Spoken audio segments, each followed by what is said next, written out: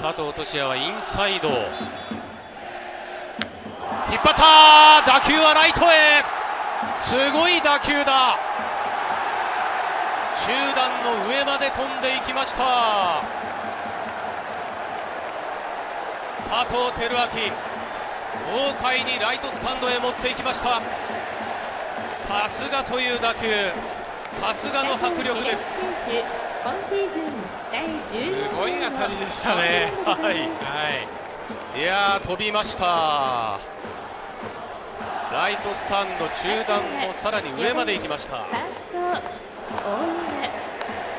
今のもね、そんなにこうスイングが強くね振ってるように見えないんですけれども、やはりインパクトの瞬間のね力の入り具合っていうものが素晴らしいですね。